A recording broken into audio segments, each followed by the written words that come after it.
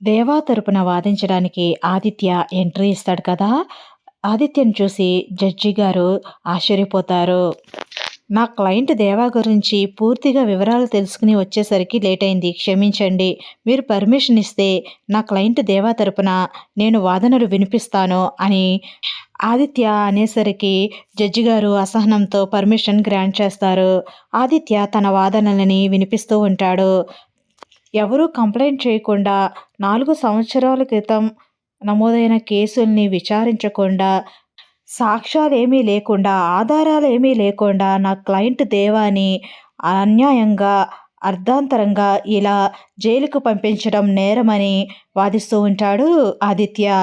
Objection your honour. ఒక సంఘ విద్రోహక శక్తిని బయట ఉంచాలి అని లాయర్ ఆదిత్య గారు తెగ ఆరాటపడుతున్నారు.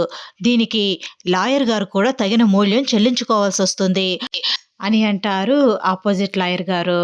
మీరు దేవాని నేరస్తుడు అని అంటున్నారు, కానీ దానికి సంబంధించిన సాక్ష్యాలు, సాక్షులు అన్నీ కావాలి కదా! వాటిని ఆధారాలతో చూపించకుండా నా క్లయింట్‌ని దోషి అని ఎలా నిర్ధారిస్తారు? ఆధారాలు లేకుండా దోషి అని నిర్ధారించడమే కాకుండా జైలు శిక్షను కూడా ఖరారు చేస్తున్నారు. ఇది ఎంతవరకు న్యాయం? ఇది మన న్యాయ వ్యవస్థకే అవమానం. మన న్యాయ వ్యవస్థలోని చట్టాలే చెబుతున్నాయి, కారణం లేకుండా ఏ ఒక్కరూ కూడా అన్యాయంగా శిక్ష పొందకూడదు అని. నేరం రుజువు కాకుండా అతన్ని ఎవ్వరూ దోషి అనకూడదు అని. నేరం రుజువయ్యేంత వరకు అతనిని ముద్దాయి అని మాత్రమే పిలవాలి అని.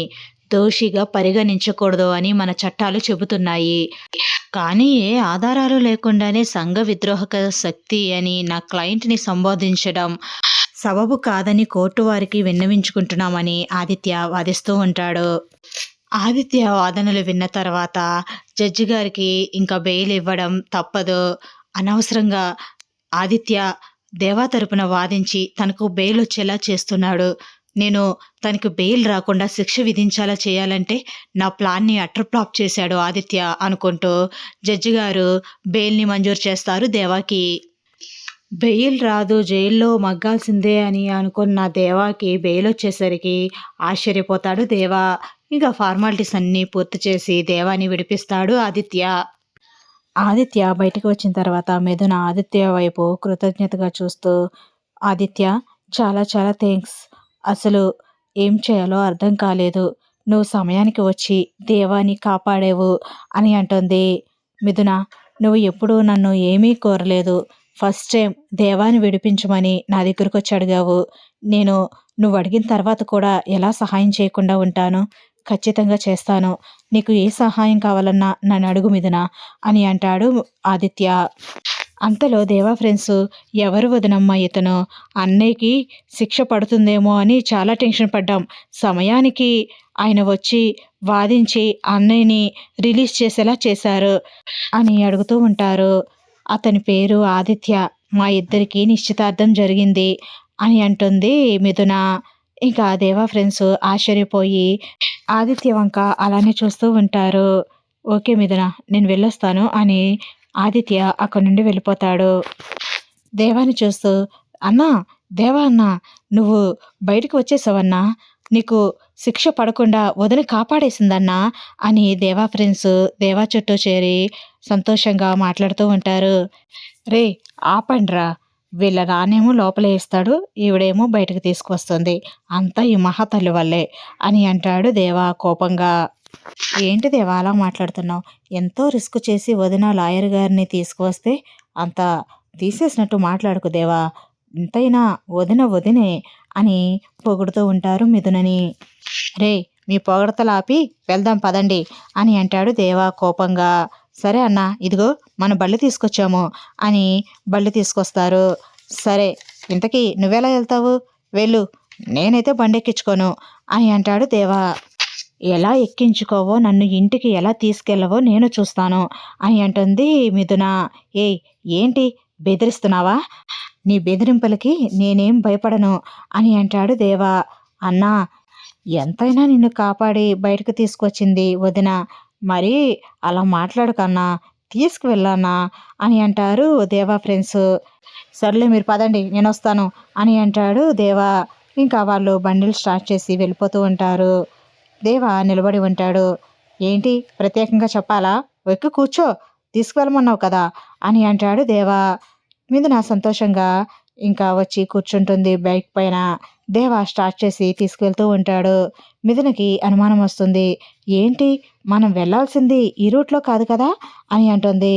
ఇది షార్ట్ కట్లే, త్వరగా వెళ్తాం అని బైక్ మీద తీసుకెళ్తూ ఉంటాడు మిథునని దేవా. ఒక బిల్డింగ్ దగ్గరికి వెళ్ళిన తర్వాత బైక్ ఆఫ్ చేస్తాడు దేవా. ఇదేంటి ఇక్కడికి తీసుకొచ్చావు అని అంటుంది మిథున చాలా ఆశ్చర్యంగా. మరి ఇంకెక్కడికి తీసుకురావాలి? చూడు, ఎంతమంది చెప్పినా ఎవరు చెప్పినా నువ్వు మాట వినకుండా ఎవ్వరి మాట మా ఇంట్లోనే తిష్ట వేసుకుని కూర్చున్నావు. అందుకే నేనే నిన్ను మీ ఇంటికి తీసుకొచ్చాను. రా లోపలికి అని చేయి పట్టుకుని లోపలికి తీసుకువెళ్ళి జడ్జి గారు అని పిలుస్తూ ఉంటాడు. అందరూ బయటికి వస్తారు. ఇదిగోండి మీ అమ్మాయిని మీ ఇంటికి తీసుకువచ్చి అప్పచెప్తున్నాను. ఇక మీరు నా జోలికి రావద్దు. అనవసరమైన కేసులు పెట్టి నన్ను లోపల వేయించాల్సిన అవసరము మీకుండదు. ఇదిగోండి మీ అమ్మాయి మీ దగ్గరికి వచ్చేసింది. ఇంకా నన్ను వదిలేయండి. మీ అమ్మాయి చేసిన పని వల్ల ఇటు మీ కుటుంబానికి అటు మా కుటుంబానికి మనశ్శాంతి లేకుండా పోయింది. ఇప్పుడు మీరు ప్రశాంతంగా ఉండొచ్చు, మా కుటుంబం కూడా ప్రశాంతంగా ఉంటుంది. నేను వెళ్తున్నాను. ఇంకా మీకు నాకు ఎటువంటి సంబంధము లేదు అని దేవా మిథునని వాళ్ళ ఇంట్లో అప్పచెప్పి వెళ్ళిపోతాడు. దేవా వెళ్ళిపోతూ ఉంటే మిథున అసహనంగా చూస్తూ ఉంటుంది. అమ్మా మిథున, అతనే వద్దని నిన్ను మన ఇంట్లో అప్పచెప్పి వెళ్ళిపోతున్నాడు. ఇంకా ఏంటమ్మా ఆలోచిస్తావు? అలాంటి వాడి కోసం ఆలోచించి నీ జీవితాన్ని నాశనం చేసుకోకు. రామ్మా లోపలికి. మా కూతురిగా నువ్వు మా ఇంట్లో ఉంటేనే మాకు సంతోషమమ్మా అని అంటుంది మిథున తల్లి. ఇప్పటికైనా వాడు ఎలాంటి వాడో అర్థమవుతుందా? నువ్వు వాడు తాళి కట్టాడు అని వాడు కట్టిన తాళిని పవిత్రంగా భావించి వాడే భర్త అని అనుకున్నావు. కానీ నీ దృష్టిలో ఉన్నంత విలువ వాడి దృష్టిలో ఆ తాళికి లేదు. ఇంకా నువ్వు వాడి కోసం ఆలోచిస్తున్నావంటే అంతకన్నా మూర్ఖత్వం ఇంకొకటి ఉండదు. అందుకే ఒక తండ్రిగా నీ మంచి కోరి చెబుతున్నాను. ఇప్పటికైనా మించిపోయింది లేదు. ఆ తాళి తీసి పడేసి నా కూతురుగా ఈ ఇంట్లోకి అడుగు పెట్టు. అది ఒక పీడకల అని మర్చిపో అని అంటారు హరివర్ధన్ గారు. ఈ తాళి తీయడానికి నా మనసు అంగీకరించకే కదా నాన్న నేను ఈ ఇంట్లో నుంచి బయటికి వెళ్ళిపోయింది. అప్పుడు తీయని నేను ఇప్పుడు ఎలా తీస్తాను అని అనుకుంటున్నారు? అది అసంభవం. మీకు ఎంత పట్టుదల ఉందో నాకు కూడా అంతే పట్టుదల ఉంది నాన్న. నా బంధాన్ని నిలుపుకోగలను అనే నమ్మకంతో నేను చెప్తున్నాను. ఈ బంధం నాకు కావాలి అని అంటుంది మిథున. ఏంటే మిథున, ఇప్పుడు ఎక్కడికని వెళ్తావు? తాళి కట్టిన వాడే నిన్ను వద్దనుకుని ఇక్కడ వదిలిపెట్టి వెళ్ళిపోయాడు. ఇంకా అతని గురించి ఆలోచిస్తావేంటే? మా కన్న వాళ్ళ గురించి కూడా ఒకసారి ఆలోచించవే అని అంటుంది మిథున తల్లి. ఐ హోప్ వీడియో నచ్చితే లైక్ చేయండి ఫ్రెండ్స్. మన ఛానల్ని ఫస్ట్ టైం చూస్తున్న వాళ్ళైతే సబ్స్క్రైబ్ చేసుకుని బెల్ ఐకాన్ ప్రెస్ చేయండి. Thanks for watching. Bye bye.